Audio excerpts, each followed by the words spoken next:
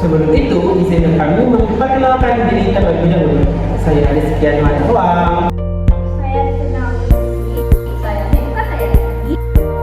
Saya Yusha Ufa. Saya Laila Rahma. Dan saya Rizky Ramadhani. Nah, ini materi kita.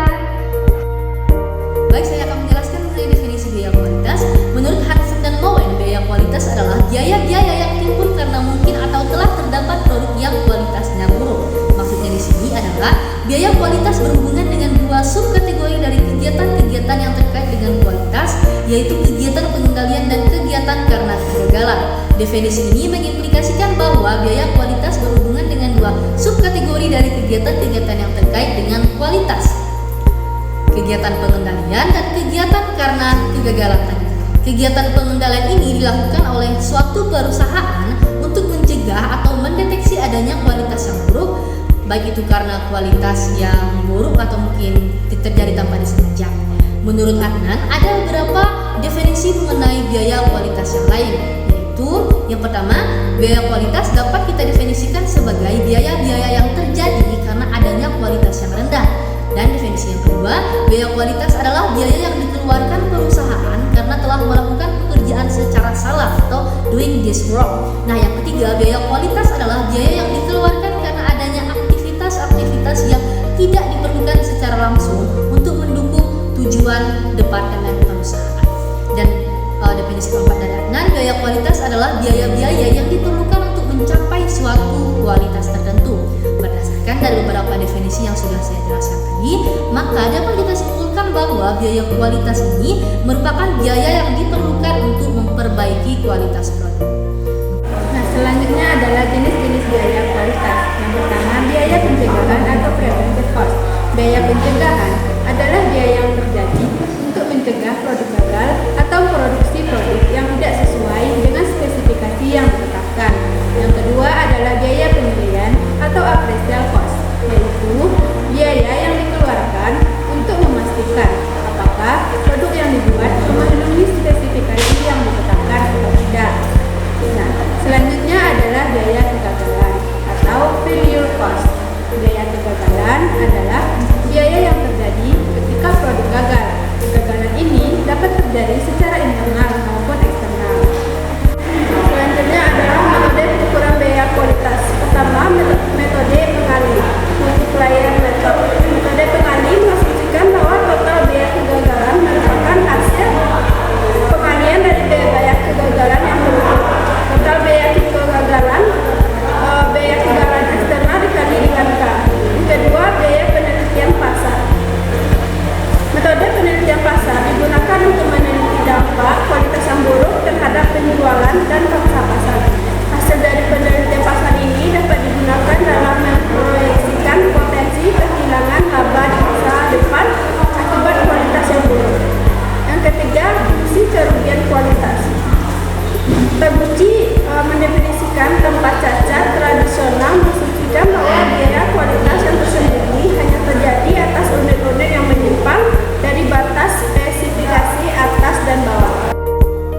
Selanjutnya, pelaporan informasi biaya kualitas. Langkah pertama dan paling sederhana yang dilakukan dalam menciptakan sistem pelaporan informasi biaya kualitas adalah menilai biaya kualitas aktual saat ini. Yang pertama, laporan biaya kualitas.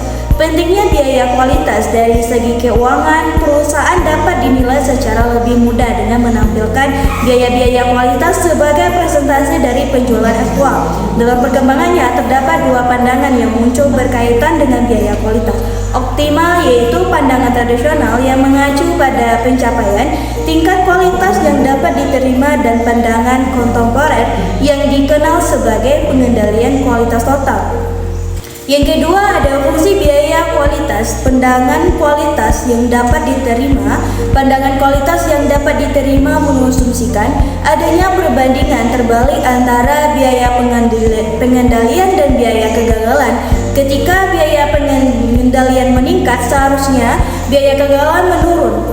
Yang nomor dua, pandangan cacat nol. Menurut pandangan ini, biaya kegagalan timbul hanya jika suatu produk dan tidak sesuai dengan spesifikasi dan terdapat. Yang ketiga, sifat dinamis biaya kualitas. Penemuan bahwa terdapat pertukaran antara berbagai kategori biaya kualitas bisa dikelola secara berbeda dari implikasi hubungan. Pada intinya sama dengan penemuan bahwa pertukaran biaya persediaan dapat dikelola dengan cara yang berbeda dari model serta menurunkan biaya penilaiannya. Yang keempat ada manajemen berbasis kegiatan dan biaya kualitas optimal. Manajemen berbasis kegiatan atau activity based management mengklasifikasikan sebagai kegiatan bernilai tambah dan kegiatan tidak bernilai tambah. Prinsip ini dapat diklarifikasikan pada kegiatan-kegiatan yang berkaitan dengan kualitas. Yang kelima ada analisis tren. Apakah tren multi periode yakni perubahan keseluruhan dalam biaya kualitas bergerak ke arah yang tepat? Apakah peningkatan kualitas yang dihasilkan dari waktu-waktu cukuplah signifikan? Selanjutnya, peran strategis manajemen dalam pengelolaan biaya kualitas. Manajemen memiliki peran sentral dalam keseluruhan sistem kualitas manajemen karena fungsinya bukan hanya sebagai pengendali biaya, tetapi juga sebagai pengarah strategi mutu organisasi. Dalam konteks ini, manajemen bertanggung jawab menyusun kebijakan kualitas yang terintegrasi dengan visi perusahaan, menetapkan sasaran mutu yang realistis, serta mengalokasikan sumber daya secara optimal agar aktivitas peningkatan mutu berjalan dengan efektif. Selanjutnya saya akan menjelaskan tentang dampak penerapan quality cost management. Salah satu aspek penting dari quality cost management adalah keterkaitannya dengan penerapan total quality management dalam TQM sendiri. Seluruh anggota organisasi dilibatkan secara aktif untuk mencapai kesempurnaan mutu. Melalui perbaikan keberlanjutan, penerapan sistem quality cost management memiliki dampak luas sangat terhadap efisiensi sumber daya yang baik bagi perusahaan. Dengan memanfaatkan pelaporan, mengidentifikasi aktivitas yang tidak bernilai tambah atau non-value added activity seperti pekerjaan ulang atau pemeriksaan ganda yang seharusnya dapat dihindari melalui pencegahan sejak awal.